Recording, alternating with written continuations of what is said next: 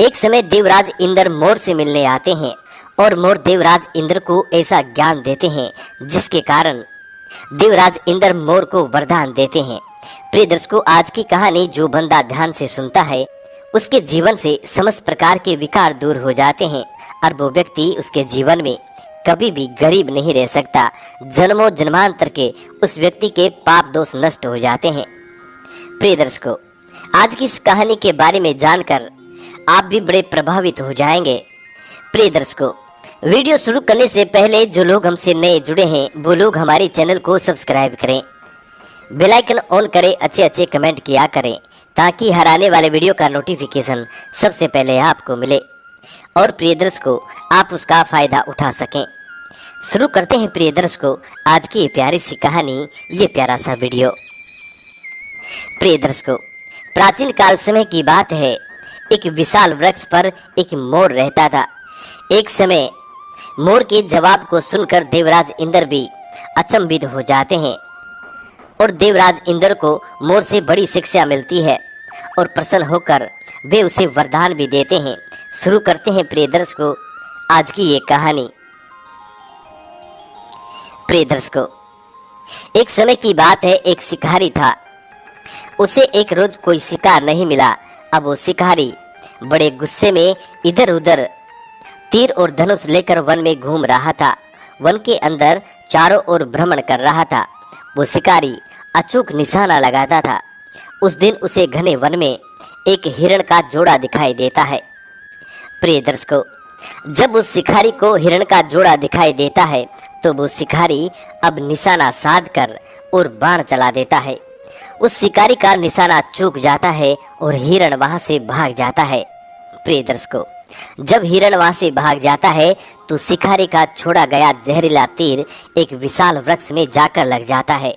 प्रिय दर्शकों, उस बाण में इतना तीक्ष्ण जहर था कि उसके दुष्प्रभाव वृक्षों पर दिखने लगे। ये बात शिकारी को पता थी और वहां से घर चला आया।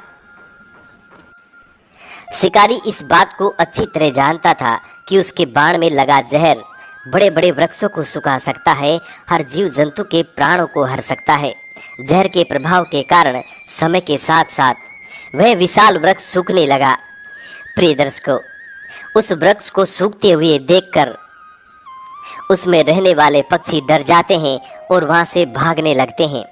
धीरे धीरे कर सभी पक्षी वहां से प्रस्थान कर जाते हैं सिवाय एक मोर के।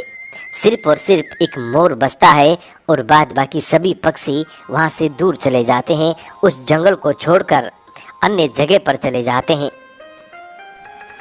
प्रिय दर्शकों, अब वो मोर बड़ा चिंतित रहता है। मोर अब हर वक्त यही सोचता रहता था कि सूखे हुए जंगल में मैं किस तरीके से रहूंगा और किस तरीके से अपना गुजारा करूंगा। प्रिय दर्शकों, जिस वृक्ष पर मोर रहता था वो वृक्ष भी सूख चुका था। वह मोर उस वृक्ष को छोड़कर दूसरे स्थान पर जाना नहीं चाहता था।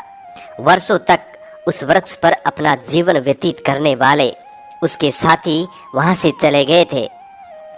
प्रिय दर्शकों, वर्षों तक उस वृक्ष पर अपना जीवन व्यतीत करने वाले उस मोर के सभी साथी वहां से चले गए थे। प्रिय दर्शकों, इस सारी घटना को देवराज इंद्र भी देख रहे थे। प्रिय दर्शकों, अब एक दिन देवराज इंद्र ब्राह्मण का वेश में वहां पर आ पहुंचते हैं और उन्होंने उस मोर से पूछा कि वह इस वृक्ष को छोड़कर क्यों नहीं चला जाता। देवराज इंद्र उस मोर से कहता है कि यह वृक्ष बिल्कुल सूख चुका है और तुम अभी भी इस वृक्ष पर बैठे हुए हो। इस वृक्ष को छोड़कर तुम चले क्यों नहीं जाते हो। प्रिय दर्शकों, देवराज इंद्र उस मोर से कहते हैं कि तुम्हारे सभी साथी इस जंगल को छोड़कर चले गए हैं, एक तुम ही इस जंगल में बचे हुए हो। इसलिए यदि तुम मेरी सलाह मानो तो इस जंगल को और इस सूखे वृक्ष को छोड़कर तुम भी यहाँ से चले जाओ। ये वृक्ष अब सूख गया है और दोबारा इसे हरा होने की कोई संभावना नहीं है। अब इसे छोड़ दो और किसी दूसरे विशाल वृक्ष पर अपना घोंसला बनाओ, अपना घर बनाओ और उस पर अपना बसेरा करो। प्रिय दर्शकों, तब मोर देवराज इंद्र से कहता है कि मैंने आपको पहचान लिया है और आप देवराज इंद्र है। आपका स्वागत है। मोर देवराज इंद्र का स्वागत करता है। प्रिय दर्शकों, मोर की इस बात को सुनकर देवराज इंद्र बड़े आश्चर्य में पड़ जाते हैं। उन्होंने मोर से कहा कि तुम इसे छोड़ दो, सूखे पेड़ में फल नहीं लगते हैं और दूसरे हरे वृक्षों में खाने को फल मिलेंगे, इसलिए तुम यहाँ से क्यों नहीं चले जाते, इस जगह को छोड़ क्यों नहीं देते। प्रिय दर्शकों, देवराज इंद्र की इतनी बात सुनने के बाद अब मोर देवराज इंद्र से कहता है कि मैंने अपना बचपन इसी वृक्ष पर बिताया है, इसकी डालियों पर खेला कूदा हूँ, इसकी डालियों पर खेल कूद कर मेरा बचपन बीता है। इसी घोंसले में मैंने अपनी आंखें खोली हैं, इसके पत्तों पर ही मैंने अपनी गंदगी की है। तूफान, बारिश, गर्मी, सर्दी, इसी वृक्ष ने हमेशा मेरी रक्षा की है, हर संकट से मुझे बचाया है। अब इस वृक्ष पर संकट आया है तो मैं इस वृक्ष को छोड़कर कैसे चला जाऊं। इस संकट की घड़ी में मैं इसका साथ नहीं छोड़ सकता। मोर देवराज इंद्र से और कहता है कि अब तो इसी के साथ जीना है और इसी के साथ मरना है। प्रिय दर्शकों, मोर की इस बात को सुनकर देवराज इंद्र बड़े खुश हो जाते हैं।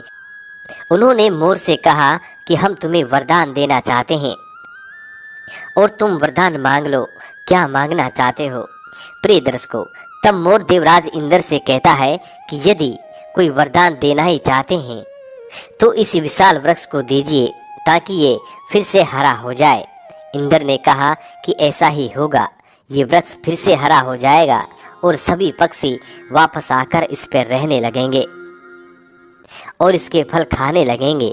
प्रिय दर्शकों, उस मोर ने देवराज इंद्र को भी बड़ी सीख दी कि मित्र पर यदि संकट आए तो उसका साथ कभी नहीं छोड़ना चाहिए, उसकी हर संभव मदद करनी चाहिए। मोर की इस सीख को देवराज इंद्र भी अपने पल्ले गांठ बांध लेते हैं और देवराज इंद्र उस पर अमल करते हैं। प्रिय दर्शकों, आज की ये प्रेरणादायक कहानी यहाँ समाप्त होती है। हम ये आशा करते हैं कि आज की ये छोटी सी कहानी आप लोगों को बेहद पसंद आई होगी और इस कहानी से आप ढेर सारे लाभ उठाएंगे। मिलते हैं प्रिय दर्शकों आने वाले नेक्स्ट वीडियो में, तब तक अपना ख्याल रखें। जी नमस्कार, धन्यवाद।